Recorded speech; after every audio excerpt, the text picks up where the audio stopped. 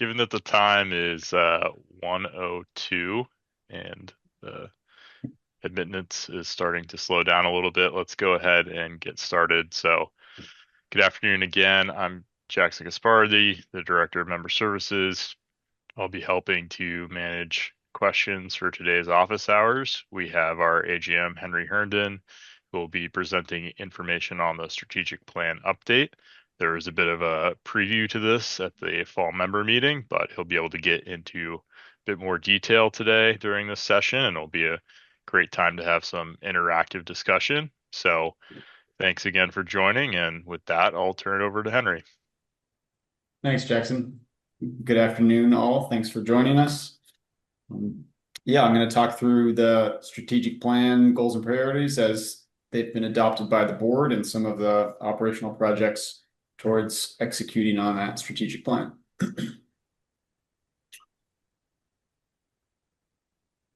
So there are 5 broad categories of goals that the board has adopted, and within those goals, they've adopted 22 priorities. So I'll talk through what those are, and then we'll get into the details within each category.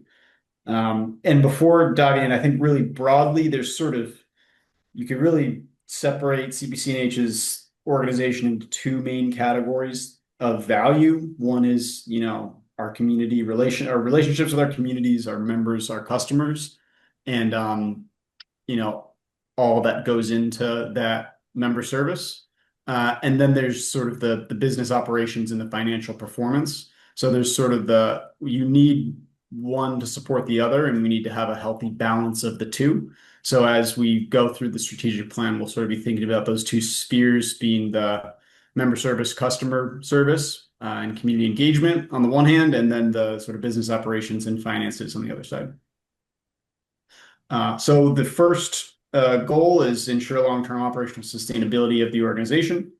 And right up front, achieve and maintain reserve targets. It's the top of the strategic plan. That's really a goal and a priority that a lot of the other goals and priorities can then flow from. Similarly, ensuring effective enterprise risk management is sort of foundational to all the other values. And we have priorities of offering affordable and competitive rates, of using innovative technology, of attracting strong workforce and vendors, and having a multi-pronged strategy to address policy barriers. Second category is to enhance and support the board and the committees. So we'll talk about some of the updates there, but focus on the priorities of logistical support, onboarding and training of board members and committee members. Congratulations, Gabrielle Watson, for joining Regulatory Legislative Affairs Committee. Glad to have you interested there. And succession planning for the board. Committees are a great place for member reps to get involved who are not yet on the board, but maybe you want to think about getting on the board at the next April election or at the annual meetings. The third overarching goal is to improve operations. And within that, we have priorities of robust internal and external communication channels and digital infrastructure, clarity of decision-making processes and roles and responsibilities, aligning staffing and resources with the strategic plan goals, and ensuring that we're building a positive culture throughout the organization, staff level, board and committees, and as a whole. Goal number 4 is to grow statewide impact. We want to continue to engage with and onboard new communities and customers. We want to raise awareness for community power and for energy issues across the state and build robust networks and coalitions of partners. That could be at the community side, in industry with energy companies and project developers. That could be with policymakers, that could be with utilities. And we want to develop beneficial energy projects and programs. And then the 5th goal and priorities, the 5th goal is support community needs and goals. So continue to engage with those members to define and achieve their energy goals and projects. We want to facilitate regional collaboration across the membership. We want to offer innovative rates, and we want to support communities to achieve change. So what you see on this slide, these are, it's a summary of what has been adopted by the board. It's not exactly word for word, but this captures the board's adopted goals and priorities. And now we'll get into how we're executing across each of these. So ensuring long-term operational sustainability, we just have, again, a summary of those sub-bullets here at the top, and we'll talk through execution. So for completed and ongoing, this year, there's been a lot of sort of core business restructuring and technical improvements. We've improved our load forecasting and made sure that our portfolio manager is better equipped with information and tools to more accurately forecast load, which helps us to procure power and improve financial performance. We've also constructed a new and much more reliable financial model that gives us better confidence in our financial outlook and scenario planning. So we look at probabilistic outcomes, ranges of possibilities that are dependent on various factors. And yeah, we have much greater visibility for informed decision making. And this is a tool that we use with the portfolio manager. It's something that Kathleen as treasurer and Kim as chair are very involved in reviewing and digging into and understanding. And it's basically a tool where we can organize all of our bank records, all of our invoice records, all of our load forecast information, and create a picture of our financial position and outlook for good decision making. We've moved to cost of service rates. So we, as of this past rate period, have implemented cost of service analysis so we can accurately price rates and have confidence that in our costs and that we're understanding the different aspects of our costs in the wholesale power markets. And we are tracking to forecasts as of this rate period. There was a good report from Treasurer Kelly at the board meeting the other day. Yeah, just sort of reflecting on September and October, are tracking quite close to budget, and October is actually looking a little bit better than budgeted. So we've seen improvements. We're recovering from some of the losses in prior rate periods, and yeah, there's a good outlook in terms of CPCNH's rate setting, cost of service, and financial performance moving forward. So not completed, but a near-term priority and something that is near complete is we've reworked our enterprise risk management policy, and we have agreement with our load serving entity that's it's ready to go. And the board did act on that yesterday. And there's a final piece to this, which is amendment to renew or extend our load serving entity agreement. That's one of our service providers that we work with to manage wholesale power purchasing. So that's a near-term priority that will be finished up quite soon, which lays the groundwork for some of the other priorities for next year. And then in this category of ensuring long-term operational sustainability, there's a lot of work going on to hire key staff and ensure we're covering all the bases operationally. So there's a hiring committee that is working through executive director and director of power operations hiring processes. And I think interviews are going to be starting pretty soon for that with Q1 start dates. So good progress there. We have a proposed budget that includes hiring of the finance director, and we are onboarding a clerk and a community energy advisor in the next 1, 2 to 3 months. So sort of rounding out the staff team, ensuring we have the bases covered there. And then moving into 2026, there's just the regular review, renewal, and or solicitation of the various operational functions. So that's upcoming. CPCNH is in process of an application for a line of credit and is in active discussions with our bank in that matter, and sort of is in the due diligence review process. So another item that is a priority and that is in progress. And then another in progress item is what we're calling the Advanced Market Innovation Campaign. So we're developing our strategy. It's really focused on removing policy barriers and enabling local energy market innovation. So it's something that, touches the regulatory legislative affairs department, member services department, other aspects of the organization, the membership. And I think Dina did a nice job presenting at the membership meeting last week in sort of organizing our thinking around coalition building across different stakeholder groups, whether they're in industry, in the communities, with utilities or policymakers, and just building those relationships and building that foundation for the long term to help to improve New Hampshire's energy market through policy reform. Okay, moving into the second goal, enhance support for board and committees. So we had a lot of training this year. We had over 10 hours of risk management training for the board and committee members. And what's up on deck for this is just finalizing that policy and then having board and committee members take a quiz and a test to having read and understanding the policy requirements. So making sure we're equipped with all the tools and resources so folks are fully educated about those topics. I mentioned the hiring of the clerk. That will further help provide logistical support to the board and committees. And we're excited for, I think, 2 weeks from now, going to be joined by a new staff person. And the board and I think the executive committee are doing a great job of organizing materials and structuring agendas. We've been, finishing our meetings on time, and they've been, I think, really rich and effective. And so, yeah, I think that the board deserves a lot of credit for, good meetings. And there's been some other items. There was a board self-evaluation survey that the governance committee spearheaded.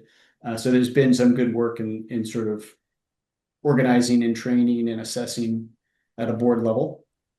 And then some other items that are perhaps outstanding and things that are on our strategic plan and project list for next year. There's some streamlining of IT systems that I think we'd like to implement. We have quite a few IT systems from Microsoft 365 to Onboard to several others. So I think there are some cases where there's still some confusion or diminished accessibility among members. I think we do a pretty good job, but we just want to make sure that we're doing the best job we can possibly do in that regard. So that's an item on our list. And then making sure we're mindful about board succession planning, which is specifically noted in the strategic plan. So if you're if you're in the membership and you're on the board and you're interested, or you're on a committee but not on the board, we'd love to talk to you, and please talk to other board members about potentially putting yourself forward for the board. Okay, number 3, streamline and improve operations. So I think we've been really mindful about culture, and part of that is our new physical space. We have a great new headquarters in downtown Concord, and if you haven't been here, we hope that you will visit us. It's right there on Main Street, opposite the Capitol building, and it's coming up to speed with sort of our decor and our logos and our artworks, and it's a good space. So very glad to have the board and the committees meeting here and staff here a lot of the time. And we've sort of been mindful to do some staff team days and just focus on our sort of working relationships and support within the organization. So there's good cross-departmental coordination, whether it's projects, programs, member services, power operations, regulatory, legislative, administration. There's a lot of, it's a small team, and we're definitely there's support across those departments for the various different projects, some of which we'll talk about here. Scott May, our senior energy analyst, finished up a couple of day-long training with ISO New England a couple of weeks ago, which was really valuable, and we're glad that Scott had the opportunity to do that and go down and spend time at the ISO. And I think the organization has strong benefits, so hope to continue to attract good employees. Nick Gosling, our communication manager, is one of our, he started this year, so he's been around a good while early this year, but he's one of our newer members of the team, and that he's done a lot to achieve these goals and priorities in the strategic plan in terms of improving communication channels, upgrading the website, revamping it, integrating our 2 separate URLs into a one-stop shop. And we did get to hear about this at the membership meeting, but all the improvements to our digital communications, our newsletter, our subscriptions, these office hours, meeting with members, and some of the other things that are in the works. So I think we've come a good ways on communications and appreciate what Nick is doing there. And then in terms of streamlining and improving operations, some things that are in process. We talked about the risk management policy that is completed, just awaiting final action. And there's been good work developing a regulatory legislative affairs charter. The board did approve a customer refresh policy. So if you have questions about that, we could talk about that, but that is the periodic enrollment of customers who newly sign up for electric service, but when they move into a new apartment or something like that. So we have policy to clarify that. I think there's some other policies in the work and protocols at an operations level. So again, on the accounting side, Treasurer Kelly has drafted an accounting manual that's in process, and we're fleshing out our protocols for updating and operating our financial model, our cost allocation and benefit reporting, and some of the other systems and tools that we have. And then there's a development of a board handbook moving through the governance committee. And then I'll just note that something that's on our minds towards this goal and strategic plan is a company-wide project management system. So we don't have one of these at present. And there's been discussion among the staff about, finding what's the right system where we can better have a software tool and have visibility into one another's projects and do project management through one of the many good tools that are out there. So something that we're thinking forward towards. Okay, growing statewide impact. So CPCNH in just a couple of years, 2 years, grew to about 25% of the customers in the state of New Hampshire, or community power grew to about 25% of customers in the state. So there's been rapid growth at present, and this year and perhaps next year, we're really focusing on servicing the existing members and customer base while still being active with those members that have yet to launch and are in process. So we're planning for managed growth and launches with the newest members at the most appropriate time. And then in progress here, we've talked a little bit about this, but I think energy awareness and coalitions are something we do want to focus on and are focusing on. So we have improved some of our communications capacity and resources. We're engaged at the industry events, whether it's the Municipal Association, Business and Industry Association, Local Energy Solutions, national groups like LEAN. So we are engaged. A lot of the work Mark does with projects and programs, builds relationships with the clean energy industry. And looking into 2026, we're going to focus more on how do we organize our coalitions? How do we make sure we're building policy relationships, utility relationships and partnerships and structuring that so we can work very closely with utilities to improve service to our shared customers.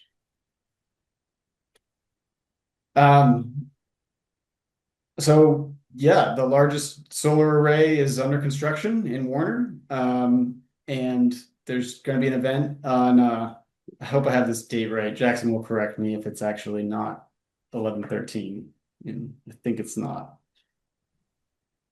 But he'll jump in. It's not. Yeah, it's the 19th at 11 a.m.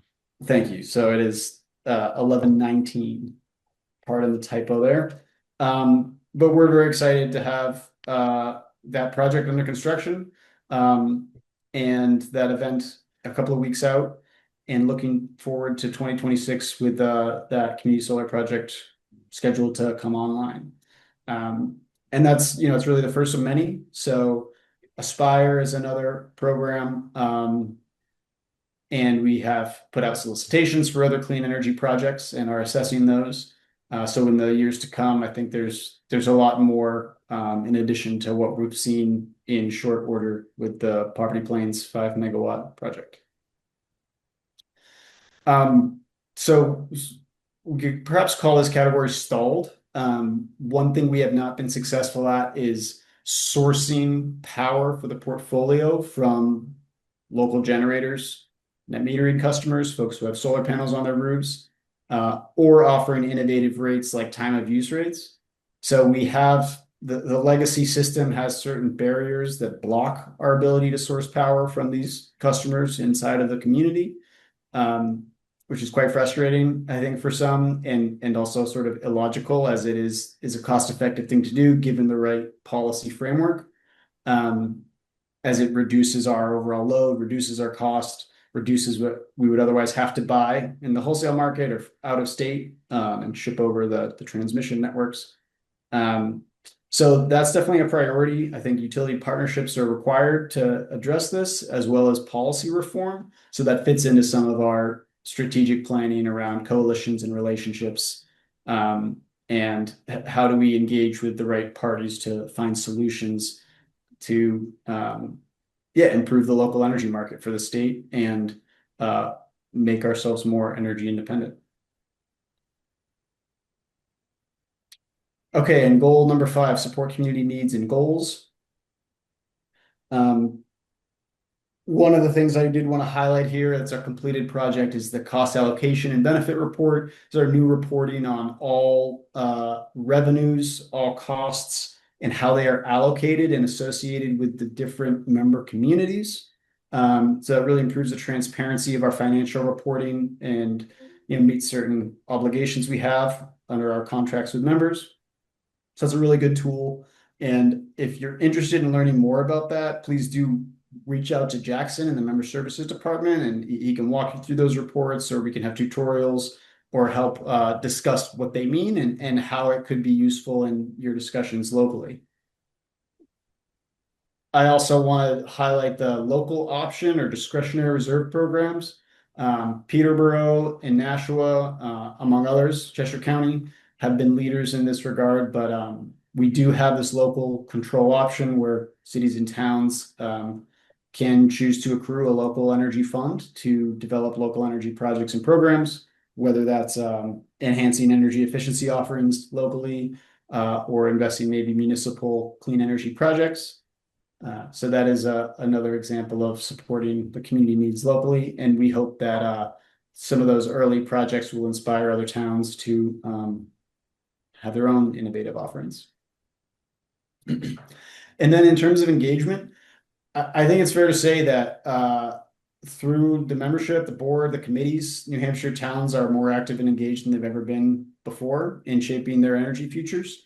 And it's always a joy to work with the members and the folks who come onto this call and participate. It's a great community, and a lot is happening in a short amount of time. So that concludes the summary of the strategic plan, and I'm gonna go ahead and pause there and open up Q&A and discussion.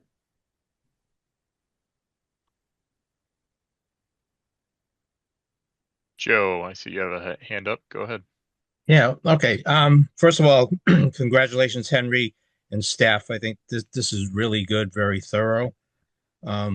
So here's a question I have.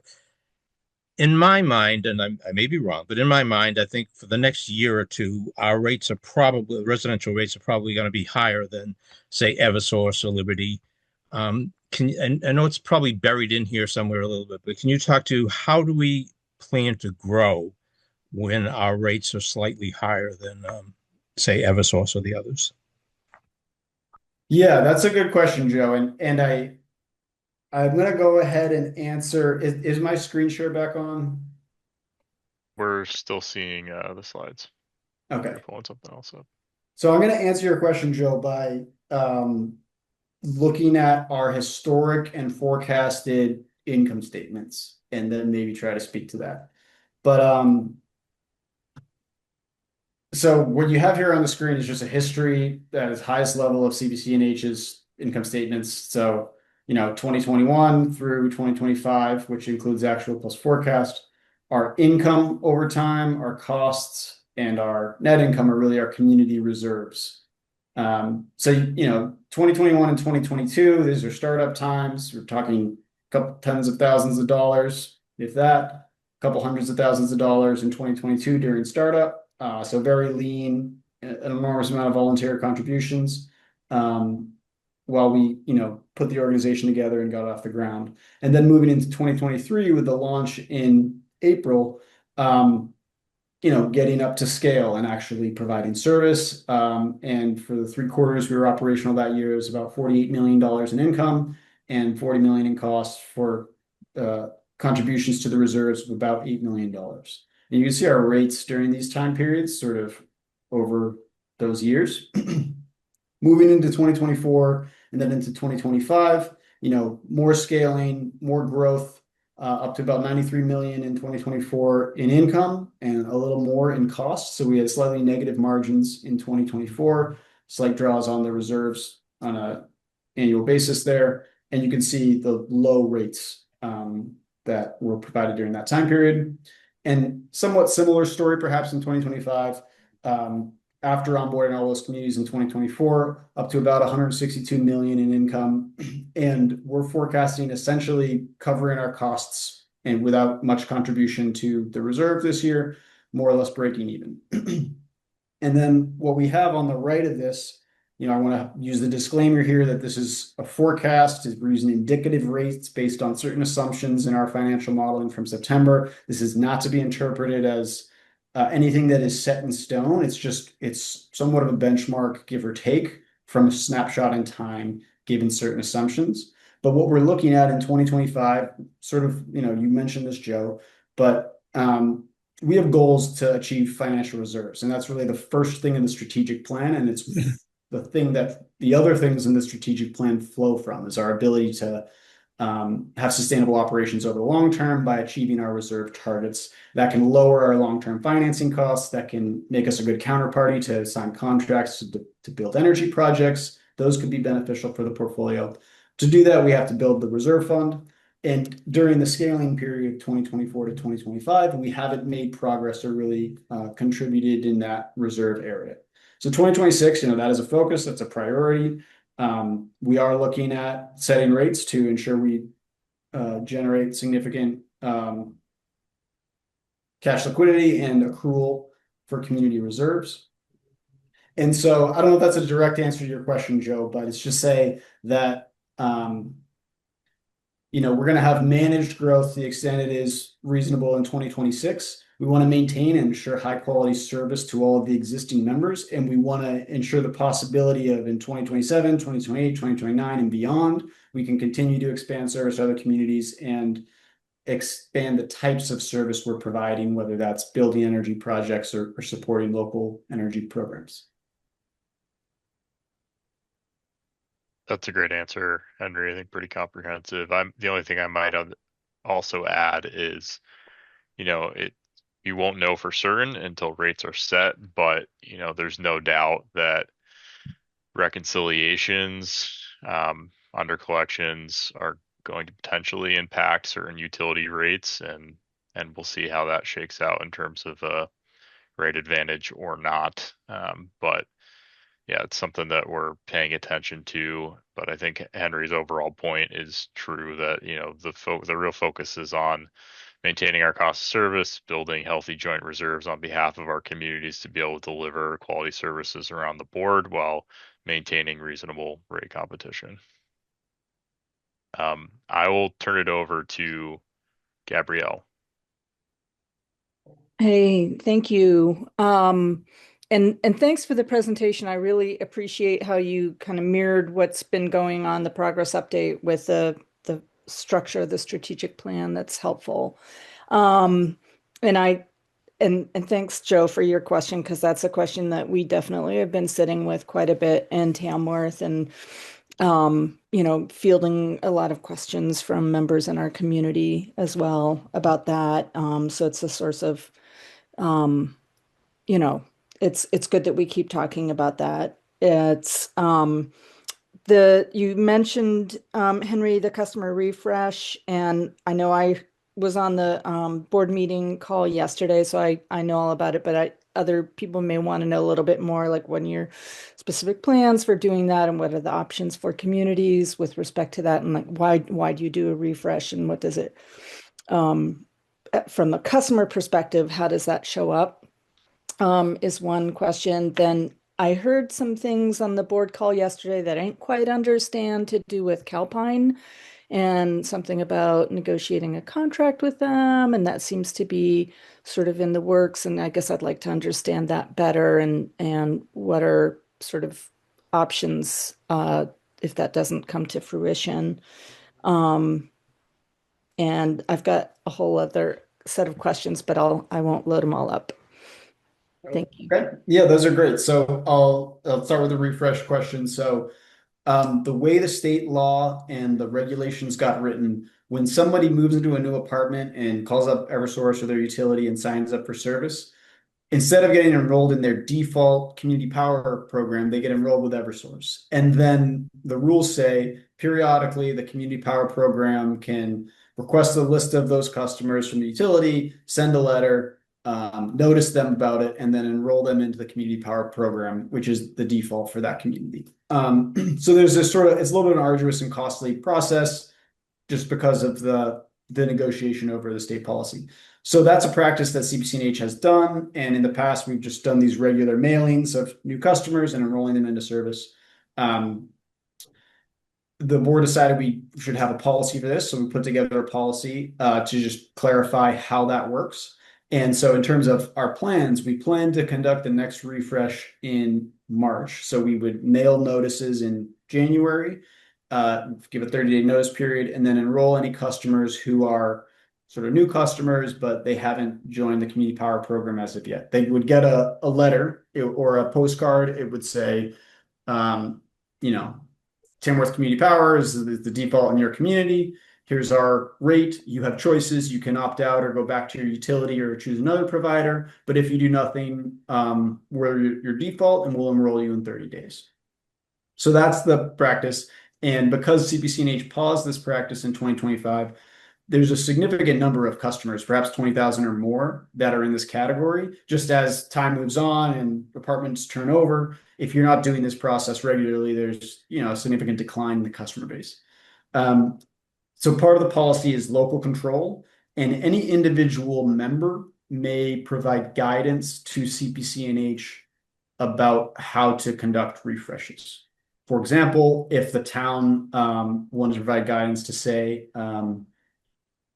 refresh our customers when your rates are better than the utility, a town could do that.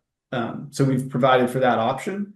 And the policy sort of details, okay, if you'd have to have a vote of your select board, and then you'd have to inform CPCNH, and we need a certain amount of time. Really, we need 4 months advance notice to implement that guidance. It's a little bit different in this first instance where, because it's new, we're saying, hey, let us know if you're thinking about taking action in December. If you let us know in December, we'll put you on hold until we hear from you. And then you have the month of January to actually give us a record of your select board vote on any action. So towns could just do nothing and then we'll refresh the customers. But if towns have a particular feeling about what they want their local policy to be, they could tell us that as well. And then I'll jump to Calpine question. And then if there's any follow-up on any of this, happy to discuss more. So this is sort of the normal course of business contract renewal negotiations. They take a little bit of time. We had a 3-year term on our original service agreement with Calpine and with some other firms. And that runs through the beginning of Q2 next year. And we're just sort of in process on the amendment to renew that agreement. So yeah, sometimes these things like take a little longer than you'd hoped they might, but yeah, we're in good process there. Expect it will be resolved relatively quickly. And yeah, go ahead. Yeah, I mean, specifically where it came up yesterday on the board call was with respect to offering a 1-year rate to municipalities with which Tamworth has been on for the last year. And our town administrators reached out to ask me, for advice on it since there was, the contract was sent to her. And my understanding from if I was following the discussions well yesterday, the decision was not to offer a year-long rate to municipalities because we're unable to go out into the market and secure hedged purchases, energy purchases, because the contract with Calpine is ending. And so did I get that right? Almost. It's not that the contract is ending, it's that we have not concluded the negotiation to extend or renew the contract. And we don't want to keep certain customers in limbo when we don't have a definitive certainty of when we're gonna finalize that. Is it gonna be next week? Is it gonna be the week after? Is it gonna be in 3 weeks? We're already a little bit late for some of these towns that want to have certainty about their pricing. But I don't know, Jackson, you might be able to speak to this as well. Yeah, no, it's definitely a situation that we were hoping to avoid. But, you know, the board did not take action on approving rates as a result of not having the, contract extension in place.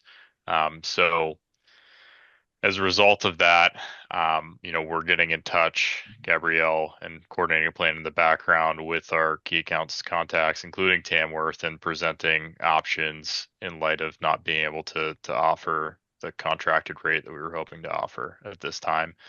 So I'm working hard on the back end to, bring some options to the table. Great. Thank you. You're welcome. Good questions.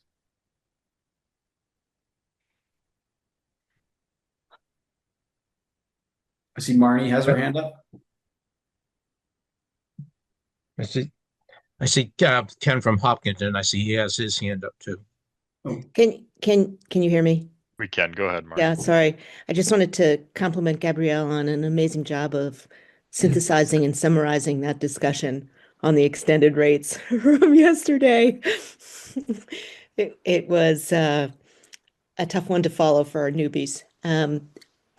Henry, as you look out to 2026, do you see any particular headwinds or tailwinds that you're monitoring, particularly that will impact the strategic plan and the ability to achieve the targets you have in mind? What are the things you're keeping your eyes on? yeah, that's a good question. There's maybe a couple categories. There's sort of like operational, there's sort of like external policy, regulatory, utility, or market. But I think things to watch are how the utility new procurement methods are shaking out. They used to just fix a price and outsource all the risk, and now they take on a lot of direct risk by having spot market exposure. And then that can cause an overcollection or an undercollection. We know some utilities have significant undercollections that they need to put back into their rates. And just seeing like how does that play out in 2026 will be interesting. And is it the same for each utility or is it different for some? It could make some utility rates volatile or go up or down relative to others or to the market. So I think that's something to definitely watch. I think like for operations, like CPCNH there's still a lot of like rounding out the internal staff with the hirings and reviewing, renewing, or soliciting for certain services. So that's like the internal focus. I mean, on a technical perspective, I mean, I can hear Kathleen will probably say the daisy charge. So there's this new charge in the ISO New England wholesale market that just started in March, and it's new, and there were expectations that it would be quite low, and it's actually much higher than anyone thought it would be. And CPCNH and a bunch of other folks that are active in that market are just observing this new high cost that is hard for us to forecast. That's maybe a little more on like the market or external side. Cost for what? It's an ancillary service. It's and I'm not gonna be able to explain it quite well, but it is a reserve market, and it's supposed to shift costs out of the real-time or day-ahead energy market into a separate charge. I think in support of like having resources available to ramp during steep afternoon ramp periods, but I'm probably speaking a little bit out of turn here, honestly. Yeah. So I don't know. Those are three that. Go ahead, I was just Jackson. gonna say we could put together a more simplified little explainer blurb on the Daisy. I think that That'd be would be good a to good do. task for Yeah. member That would services. be So totally cool. cool. Yeah. Thank you.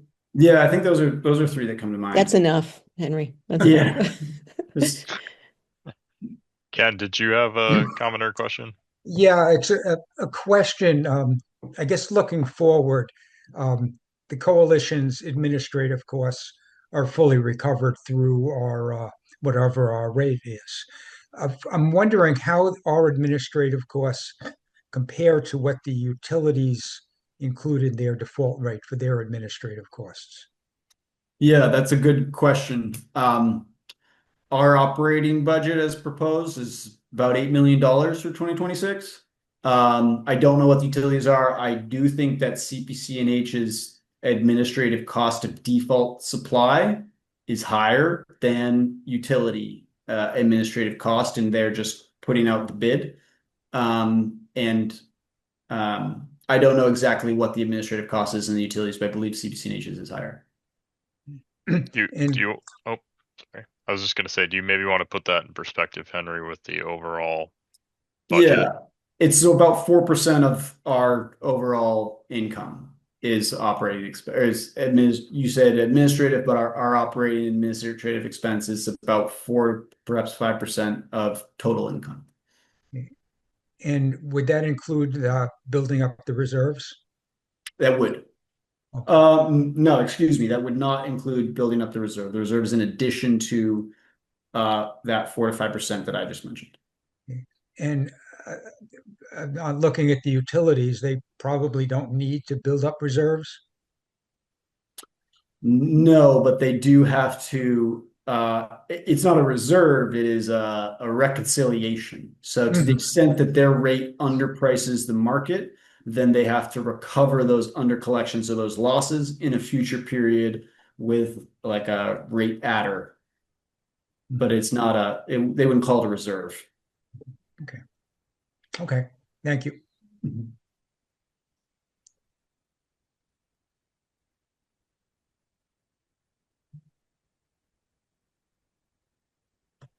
Okay. I see your hand up again, Gabrielle. Go ahead. I've got a long list, like I said, so I'll just I don't want That's to good. dominate. But so the that last question ties into one of the ones, and I know it's a kind of crystal ball kind of question, but what do you suppose, or is there any indication about the likelihood that Eversource and other utilities will be recouping some of their under collection from the last rate period in this coming rate period? And do we know how much their under collection was?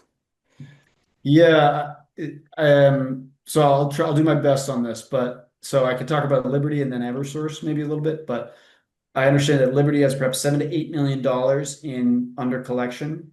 Last time they set rates this past summer, they asked the Public Utility Commission to recover their under collections, and they proposed a rate of like 14 or 14 and a half cents. And the Public Utility Commission said, no, take 50% of that under collection out of your rates and drop your rate by 2 cents as a result. And let's see what happens next go around in the spot market. And so now we're in that next period, and Salem is launching a community power program with actually a different provider than CPCNH, and they're launching this fall. And Liberty is a pretty small utility with pretty small load, and a lot of their load's already gone to community power.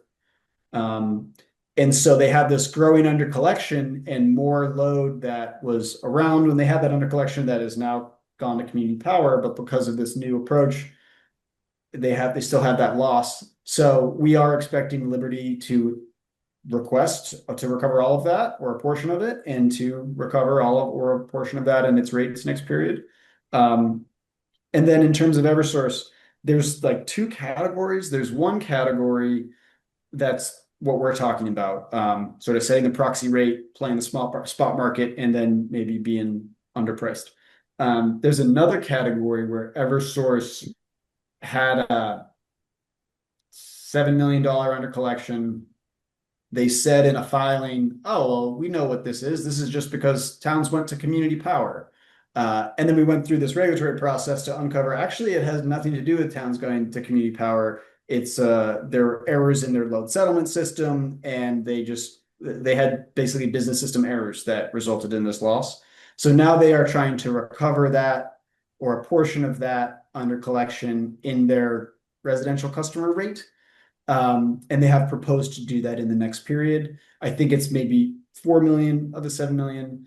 I don't know if Dean is on. She would be able to say greater She detail. isn't, but it is about 4 million. You're right, and you're right about the small customer group as well, And, Henry. and just my last piece of this question is, I actually don't know the degree to which Eversource is reporting under collections, just from the basic spot market exposure. Um, and I'm very interested in this, and I don't know, I haven't seen the filings or the documentation to show those under collections. And yeah, I have the same question that you have.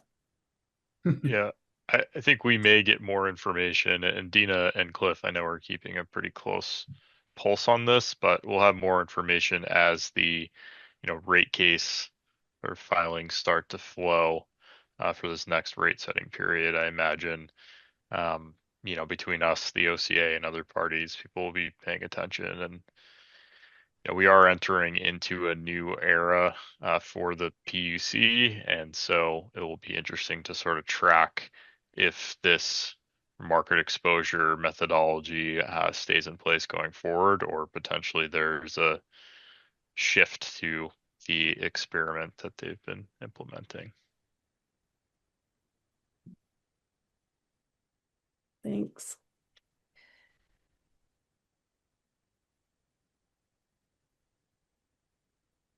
All right. Any other questions or comments at this time? Don't see anything in the chat. I do have. Gabrielle's got more. Keep them coming. Okay.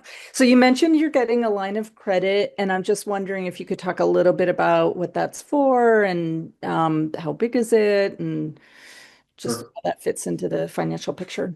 So I wouldn't say we're getting a line of credit. I would say we have applied for a line of credit, and the bank is doing its due diligence, and it's not resolved, and we don't know if we don't have certainty on that. It's an application for $25 million 1 year line of credit, and it could then be renewed from there moving forward. It's really seasonal. This is something that it's not uncommon in any business, but even this business. So the bank that we work with provides services to lots of other similar organizations. They're familiar with this. It's normal to have seasonal cash flow fluctuations, winter negative margins.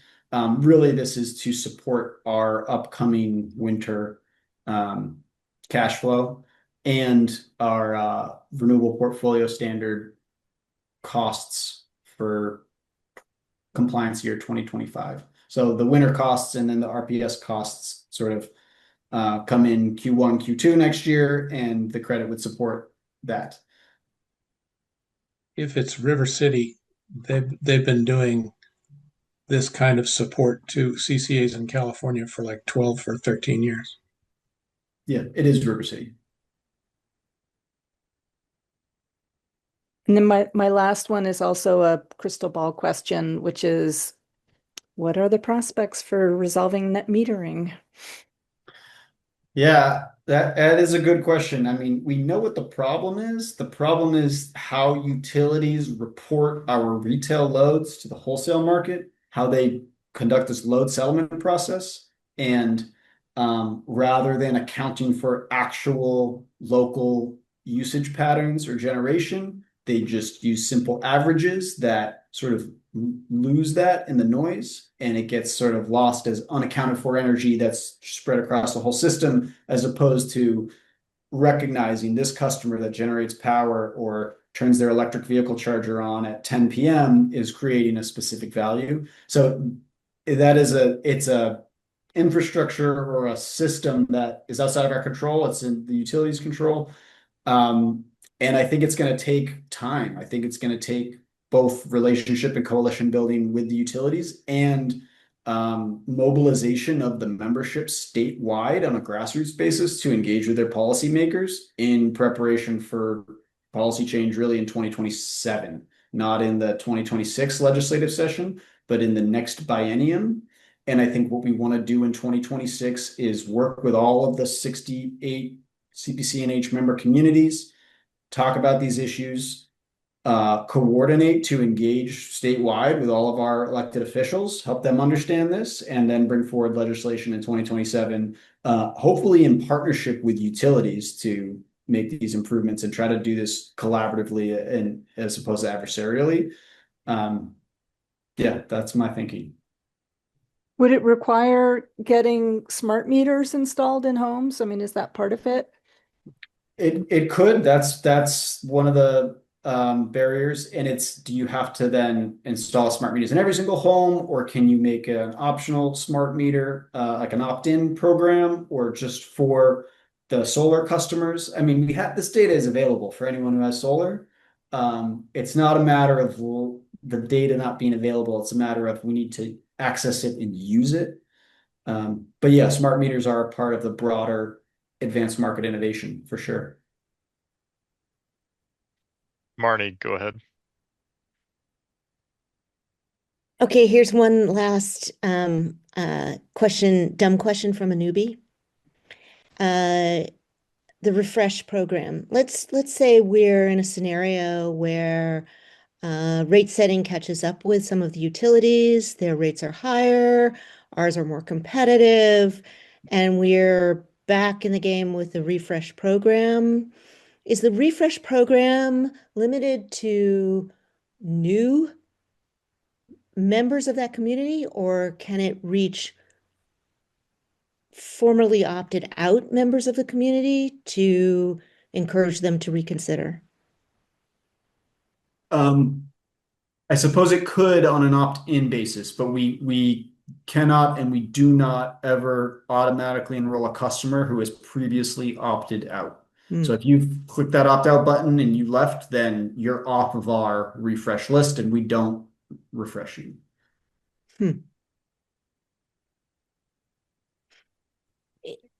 I have, I have, I'm wondering about the challenge of increasing the potential participation in our town. And would love to have a conversation in more depth about that at some point, and how to take those folks, maybe encourage those folks who did opt out to reconsider. So, yeah. I mean, we'd be happy, Marty, in member services to help support any, local effort or messaging to encourage like an opt-in campaign. That's something that we could do. But yeah, in practice, we have not ever direct mailed folks that have opted out. yep, got it. So Jackson did a wonderful study on the attrition for CPCNH. And some of us assumed, I know I did, that it was mostly people who opted out of CPCNH. But a lot of it was really people moving. And I don't want to use your words, but Jackson, can you summarize what you found? Yeah, no, thanks for calling that out, Kathleen. Appreciate that. Yeah, so the vast majority of our attrition in CPCNH overall is what we call natural attrition, which is turnover as a result, as Kathleen mentioned, of people, moving away, whether it's apartments or any other type of housing. And we do see sort of much higher rates in communities that you would expect to have more apartment turnover. So that's something of note, but it's on the order of, it's well over, I'd say 75% in what I saw. And even in rate change notice periods where we see sort of these spikes in opt-outs, still the vast majority is being caused by natural attrition to the point where we see these linear trends, right? You wouldn't be able to model a linear attrition rate if it was spiky all over the place as a result of, opt-outs at certain times of the year. So, yeah, I'm happy to share that information with anyone that wants to sort of see that analysis. But we'll be looking at, updating that over time and continuing to monitor things, following a refresh as an example. Joe, I see you've got a hand up. Yeah, I was wondering, Jackson, if you could have like maybe an hour session with everybody to talk about updating our EAPs. You know, boilerplate type statements to add into our EAPs that allow us to make a decision whether we want to participate or not participate in a upcoming refresh. Yeah, I'm happy to do that, Joe. That's a good idea. So you can do it for the latest version of the adopted policy in two ways. It could be done through an EAP amendment, as you state, or this time around or in the future, it doesn't really matter. There could be a motion that's adopted by the governing body that basically sets the standard. So we'll be tracking that and supporting sort of individual community efforts as it makes sense to help develop language. But yeah, I think it might be worthwhile to maybe try to host a single session with folks that are interested in seeing what that looks like. Okay. EAP, it's the electric aggregation plan. Yes, thank you. Yep.